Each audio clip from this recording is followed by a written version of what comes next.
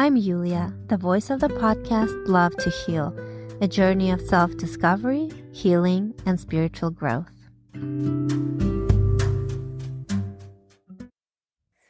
Hello, everybody. Thank you for joining me on another episode of Love to Heal. I want to mention that this is the last episode of Season 4. I will be taking a little break to do some research and to also spend more time with my family around the holidays. It's November, so we'll be getting into Thanksgiving and other holidays that are coming up. So I will come back in the new year with a lot of new material. So please make sure that you are subscribed to my channel, to whatever podcast application you're using. Make sure you're subscribed so that you know when new material comes out. And so today I will be talking about structure in spirituality. So how did this topic come up? At one of the classes with the rabbi's wife that I take several times a month, I heard something that really made me think and reflect on the importance of structure in our lives, and then also the role of structure in spirituality. I think it's safe to say that we all agree structure is beneficial for all people because it helps with things like organization. It reduces stress because it provides predictability. It allows for better time management. It promotes healthy habits. It facilitates goal achievement. And it can improve overall productivity by creating a clear framework for our daily activities as well as decision making. Those who work for an employer will likely have a structure in place by default, while those who are self-employed might concur that it's not easy to create this structure from scratch on your own. At least for me, it was not that easy. At one point in time, I was self-employed. I had no one to answer to but myself, and I had to put in place a framework for my daily responsibilities, my goals. And when one works for themselves, it's easy to procrastinate. It's easy to let laziness ruin your plans. And so I will never forget one of my bosses. He said something very interesting. When I used to work for a big tech company, I remember we were extremely busy, and he taught us how to optimize and prioritize and stay on top of things. We learned things like Lean Six Sigma and other ways to optimize your processes, right? And so he told us about one of his past employees that used to complain about her job because she needed to get up early, take care of her kids, rush to work, and then have an extremely busy day at work. And what happened was, once she resigned to become a stay-at-home mom, she actually realized that she wasn't getting as much done as she had expected. And at first I thought, how is this possible? You know, if you're not working a full-time job and you don't have this busy schedule, certainly you can achieve more during the day, things that you want to do, right? But on the contrary, when you no longer have that structure in your life, it becomes more difficult to manage your time. You might not get up as early. You don't have a strict to-do list, right? There's no urgency in your plans. And so what happens is people often become less productive. Also, think about anarchy for a moment. I remember when I was a preteen, about 10, 11 years old in Russia, this was a popular notion amongst young people. You would see graffiti on walls, of that letter A, A for anarchy. Some would wear shirts with that symbol, and we would hear about it in songs and just all around.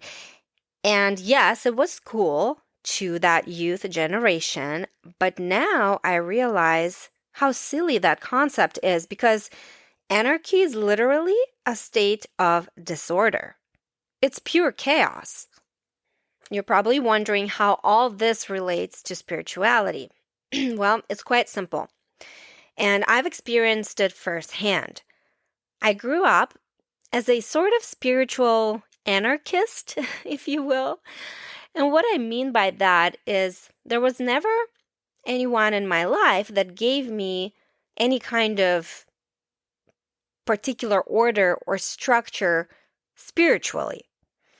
Of course, I had structure in school, and my parents taught me right from wrong. But in terms of spirituality, I didn't have any kind of structure. So I was free to believe whatever I wanted, which, if you've been listening to this podcast for a while, you know that it resulted in a lifelong soul search for that true me. And I didn't have anyone or anything to pray to. I didn't have a book with laws and expectations. Really, thinking about it now, I had been winging it most of my life. And like I said, yes, my parents taught me values. They taught me basics. Don't kill, don't steal, be nice, study, and everything will be okay. That's it in a nutshell. So, since it has been established by pretty much everyone in the world that we're not mere bodies, that we are souls too, it only makes sense to have a structure in place for our souls as well. Our souls don't go to work, so where do we get that structure then? You probably guessed it. Religion. I honestly can't believe it took me this long. I'll be 38 next month. That it took me this long to come to the realization that what I was yearning for so much during my last, couple decades, I guess, what I was yearning for so much was that predictability, that organization, that help with decision making on a spiritual level. It was always there. I just didn't know about it. All I needed to do was open a book, and there it was, black on white, in whatever language you wish. There's this beautifully put together schedule and structure of anything and everything I should be doing in life in order to be happy, healthy, and successful. I am referring to the Old Testament here, the Hebrew Bible. I've mentioned in previous episodes some of the main and most known guidance and teachings, such as keeping Sabbath, a much needed day of rest. I have mentioned fasting, which has been scientifically proven to be beneficial for our health.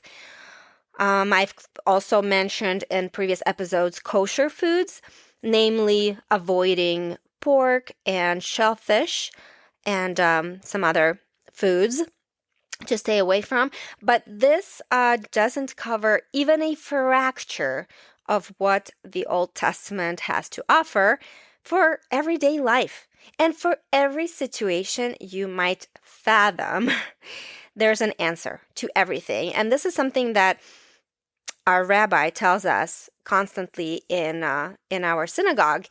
He tells us whatever problem you have, whether it be business, relationships, family, with kids, with your health, come to us. We will find answers in the Torah. Now that I'm learning and reading this scripture, I'm finding that it is a true treasure for all of humanity. If you believe in God and you believe that God loves you, then you will undoubtedly see these books as a gift from God, because they truthfully reveal how much God cares for us and about us.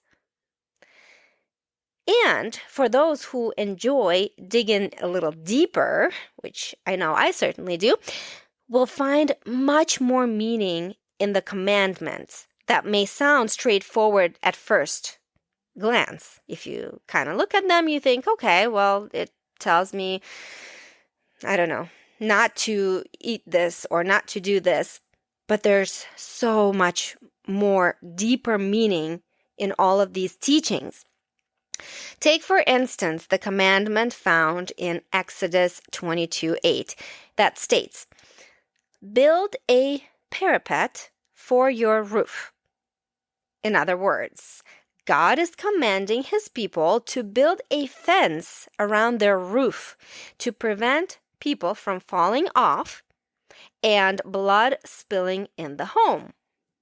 I'll mention that Israelite homes had flat roofs, which enabled people to use the roof as another living space or for storage. And that's why in the Old Testament, one of the commandments is to build a fence around the roof, because it used to be flat. And God wanted to avoid people falling off that roof. Well, this is the very basic interpretation, right? So that's very thoughtful of God to make sure we're safe. But when you examine the text further, you realize it is also a metaphor for a much more significant aspect of spirituality. You see, the rooftop symbolizes the highest wisdom. When we are greatly involved in wisdom, we have to be careful not to allow our mind to stumble in faulty perception, to feel, quote unquote, above the rest, and forget about our family, friends, etc. As Rabbi Ginsburg explains, when we ascend in our consciousness to the highest point, the roof of an idea, so to speak, or experience, we have reached its climax or epitome.